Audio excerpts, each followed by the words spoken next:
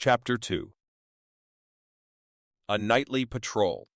In 10 minutes, Mazarin and his party were traversing the street Les Bons Enfants behind the theatre, built by Richelieu expressly for the play of Miramé, and in which Mazarin, who was an amateur of music, but not of literature, had introduced into France the first opera that was ever acted in that country. The appearance of the town denoted the greatest agitation. Numberless groups paraded the streets, and, whatever D'Artagnan might think of it, it was obvious that the citizens had for the night laid aside their usual forbearance in order to assume a warlike aspect. From time to time, noises came in the direction of the public markets. The report of firearms was heard near the Rue Saint-Denis, and occasionally church bells began to ring indiscriminately and at the caprice of the populace. D'Artagnan, meantime, pursued his way with the indifference of a man upon whom such acts of folly made no impression. When he approached a group in the middle of the street, he urged his horse upon it without a word of warning, and the members of the group, whether rebels or not, as if they knew with what sort of a man they had to deal, at once gave place to the patrol. The cardinal envied that composure, which he attributed to the habit of meeting danger, but none the less he conceived for the officer under whose orders he had for the moment placed himself that consideration which even prudence pays to careless courage. On approaching an outpost near the Barrier des Sergeants, the sentinel cried out, "Who's there?" And D'Artagnan answered, having first asked the word of the Cardinal Louis and Rocroy. After which, he inquired if Lieutenant Comminges were not the commanding officer at the outpost. The soldier replied by pointing out to him an officer who was conversing, on foot, his hand upon the neck of a horse, on which the individual to whom he was talking sat. Here was the officer D'Artagnan was seeking. "Here is Monsieur Comminges," said D'Artagnan, returning to the cardinal. He instantly retired, from a feeling of respectful delicacy. It was, however, evident that the cardinal was recognized by both Comminges and the other officers on horseback. "Well done, Guitant," cried the cardinal to the equestrian. "I see plainly that, notwithstanding the 64 years that have passed over your head, you are still the same man, active and zealous. What were you saying to this youngster?" "My lord," replied Guitant, "I was observing that we live in troublous times, and that today's events are very like those in the days of the League, of which I heard so much in my youth. Are you aware that the mob have even suggested throwing up barricades in the Rue Saint-Denis and the Rue Saint-Antoine? And what was Comminges saying to you in reply, my good Guitant?" "My lord," said Comminges, "I answered that to compose a league only one ingredient was wanting, in my opinion an essential one, a duc de guise. Moreover, no generation ever does the same thing twice." "No, but they mean to make a fronde, as they call it," said Guitant. "And what is a fronde?" inquired Mazarin. "My lord, fronde is the name the discontented give to their party." "And what is the origin of this name?" "It seems that some days since Councillor Bachamont remarked at the palace that rebels and agitators reminded him of schoolboys slinging quiffrondent stones from the moats round Paris, young urchins who run off the moment the constable appears, only to return to their diversion the instant his back is turned. So they have picked up the word, and the insurrectionists are called frondeurs, and yesterday every article sold was a la fronde, bread a la fronde, hats a la fronde, to say nothing of gloves, pocket-handkerchiefs, and fans. But listen." At that moment a window opened and a man began to sing, "A tempest from the fronde did blow today. I think 'twill blow. Sieur Mazarin away." "Insolent wretch!" cried Guitant. "My lord," said Comminges, who, irritated by his wounds, wished for revenge and longed to give back blow for blow, "shall I fire off a ball to punish that jester, and to warn him not to sing so much out of tune in the future?" And as he spoke, he put his hand on the holster of his uncle's saddlebow. "Certainly not, certainly not," exclaimed Mazarin. "Diavolo! I know the French as well as if I had made them myself. They sing, let them pay the piper." During the League, about which Guitant was speaking just now, the people chanted nothing except the Mass, so everything went to destruction. "Come, Guitant, come along, and let's see if they keep watch at the Quinzvinks as at the Barrier des Sergeants." And waving his hand to Comminges, he rejoined D'Artagnan, who instantly put himself at the head of his troop, followed by the cardinal, Guitant, and the rest of the escort. "Just so," muttered Comminges, looking after Mazarin. "True, I forgot. Provided he can get money out of the people, that is all he wants. The street of Saint-Honoré, when the cardinal and his party passed through it, was crowded by an assemblage, who, standing in groups, discussed the edicts of that memorable day. They pitied the young king, who was unconsciously ruining his country, and threw all the odium of his proceedings on Mazarin. Addresses to the Duke of Orleans and to Conde were suggested. Blancmesnil in Brussels seemed in the highest favor. D'Artagnan passed through the very midst of this discontented mob just as if his horse and he had been made of iron. Mazarin and Guitant conversed together in whispers. The musketeers, who had already discovered who Mazarin was, followed in profound silence. In the street of St. Thomas du Louvre, they stopped at the barrier distinguished by the name of Quin's Vinx. Here, Guitant spoke to one of the subalterns, asking how matters were progressing. Captain," said the officer, "everything is quiet here about if I did not know that something is going on in yonder house." And he pointed to a magnificent hotel situated on the very spot whereon the vaudeville now stands. "In that hotel?" "It is the Hotel Rambouillet," cried Guitant.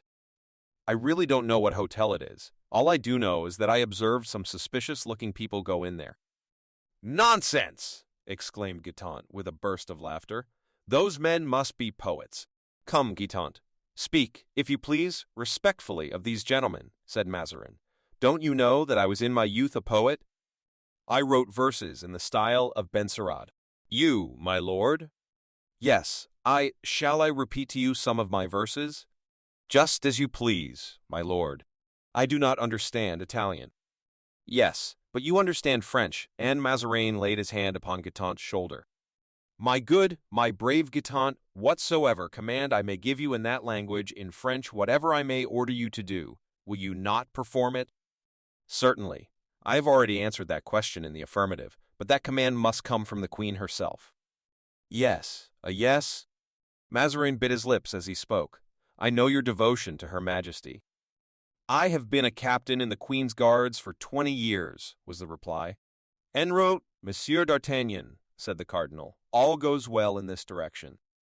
D'Artagnan, in the meantime, had taken the head of his detachment without a word and with that ready and profound obedience which marks the character of an old soldier. He led the way toward the hill of St. Roch.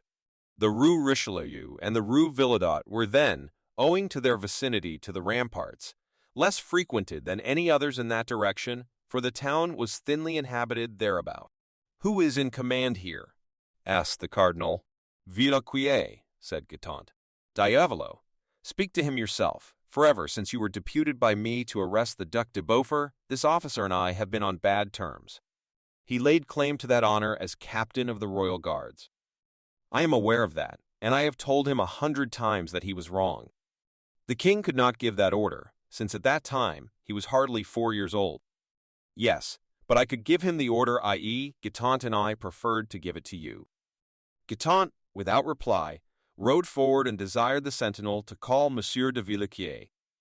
"Ah, so you are here," cried the officer, in the tone of ill humor habitual to him. "What the devil are you doing here?" "I wish to know, can you tell me, pray, is anything fresh occurring in this part of the town?" "What do you mean? People cry out, 'Long live the king!' 'Down with Mazarin!' That's nothing new. No, we've been used to those acclamations for some time." "And you sing chorus," replied Gunn, laughing. "Faith, I've half a mind to do it. In my opinion, the people are right, and cheerfully would I give up 5 years of my pay, which I am never paid, by the way, to make the king 5 years older." "Really?" "As soon as ever the king comes of age, he will issue his commands himself, and 'tis far pleasanter to obey the grandson of Henry IV. than the son of Peter Mazarin, s'death. I would die willingly for the king, but supposing I happened to be killed on account of Mazarin, as your nephew came near being today, there could be nothing in paradise, however well placed I might be there, that could console me for it." Well, Monsieur de Villequier," Mazarin interposed, "I shall make it my care the king hears of your loyalty. Come, gentlemen," addressing the troop, "let us return." "Stop!" exclaimed Villequier. "So Mazarin was here. So much the better. I have been waiting for a long time to tell him what I think of him. I am obliged to you, Guitant, although your intention was perhaps not very favorable to me, for such an opportunity. He turned away and went off to his post, whistling a tune then popular among the party called the Fronde, whilst Mazarin returned, in a pensive mood, toward the Palais Royal. All that he had heard from these three different men, Comminges, Guitant, and Villequier, confirmed him in his conviction that in case of serious tumults there would be no one on his side except the Queen, and that Anne of Austria had so often deserted her friends that her support seemed most precarious.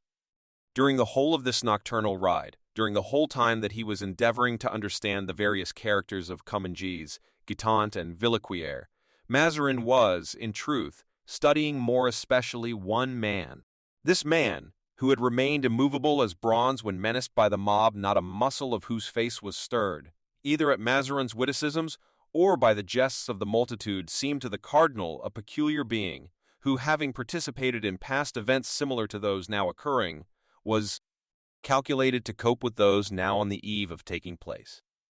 The name of D'Artagnan was not altogether new to Mazarin, who, although he did not arrive in France before the year 1634 or 1635, that is to say, about 8 or 9 years after the events which we have related in a preceding narrative, fancied he had heard it pronounced as that of one who was said to be a model of courage, address, and loyalty. The Three Musketeers. Possessed by this idea, the cardinal resolved to know all about D'Artagnan immediately. Of course, he could not inquire from D'Artagnan himself who he was and what had been his career. He remarked, however, in the course of conversation that the lieutenant of musketeers spoke with a Gascon accent. Now, the Italians and the Gascons are too much alike and know each other too well ever to trust what any one of them may say of himself. So in reaching the walls which surrounded the Palais Royal, the cardinal knocked at a little door, and after thanking D'Artagnan and requesting him to wait in the court of the Palais Royal, he made a sign to Guitant to follow him. They both dismounted, consigned their horses to the lackey who had opened the door, and disappeared in the garden. "My dear friend," said the cardinal, leaning, as they walked through the garden, on his friend's arm, "you told me just now that you had been 20 years in the Queen's service." "Yes, it's true." "I have," returned Guitant. "Now, my dear Guitant, I have often remarked that in addition to your courage, which is indisputable, and your fidelity, which is invincible, you possess an admirable memory. You have found that out, have you, my lord? Deuce take it all the worse for me. How? There is no doubt but that one of the chief accomplishments of a courtier is to know when to forget. But you, Guitant, are not a courtier. You are a brave soldier, one of the few remaining veterans of the days of Henry IV. Alas, how few today exist. Plague on't, my lord, have you brought me here to get my horoscope out of me? No, I only brought you here to ask you, returned Mazarin, smiling, if you have taken any particular notice of our lieutenant of musketeers? Monsieur d'Artagnan? I've had no occasion to notice him particularly. He's an old acquaintance. He's a Gascon. De Charville knows him and esteems him very highly, and de Treville, as you know, is one of the Queen's greatest friends. As a soldier the man ranks well. He did his whole duty, and even more, at the siege of Rochelle as at Souzy and Perpignan. But you know, Guitant, we poor ministers often want men with other qualities besides courage. We want men of talent. Pray, was not Monsieur d'Artagnan, in the time of the cardinal, mixed up in some intrigue from which he came out, according to report, quite cleverly? My lord, as to the report you allude to, Guitant perceived that the cardinal wished to make him speak out. I know nothing but what the public knows. I never meddle in intrigues, and if I occasionally become a confidant of the intrigues of others, I'm sure your eminence will approve of my keeping them secret. Mazarin shook his head. Ah, he said, some ministers are fortunate and find out all that they wish to know. My lord, replied Guitant, such ministers do not weigh men in the same balance. They get their information on war from warriors, on intrigues from intriguers. Consult some politician of the period of which you speak, and if you pay well for it, you will certainly get to know all you want. Pardieu, said Mazarin, with a grimace which he always made when spoken to about money.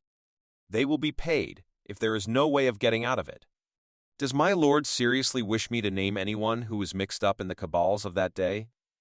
By Bacchus, rejoined Mazarin impatiently, it's about an hour since I asked you for that very thing, wooden head that you are. There is one man for whom I can answer, if he will speak out. That's my concern. I will make him speak. Ah, my lord, 'tis not easy to make people say what they don't wish to let out. Pooh, with patience one must succeed. Well, this man. Who is he? The Comte de Rochefort. The Comte de Rochefort. Unfortunately, he has disappeared these 4 or 5 years, and I don't know where he is. I know, get it? Said Mazarin. Well, then how is it that your eminence complained just now of want of information? You think, resumed Mazarin, that Rochefort.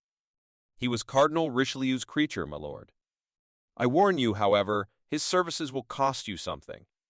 The cardinal was lavish to his underlings.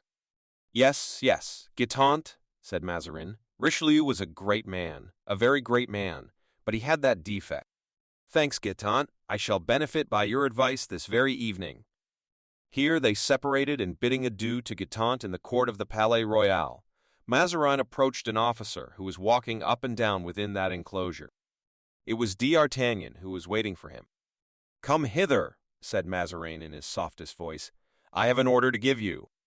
D'Artagnan bent low, and following the cardinal up the secret staircase, soon found himself in the study whence they had first set out. The cardinal seated himself before his bureau, and taking a sheet of paper wrote some lines upon it, whilst D'Artagnan stood imperturbable, without showing either impatience or curiosity. He was like a soldierly automaton, or rather, like a magnificent marionette. The cardinal folded and sealed his letter. Monsieur d'Artagnan, he said, you are to take this dispatch to the Bastille and bring back here the person it concerns. You must take a carriage and an escort, and guard the prisoner with the greatest care.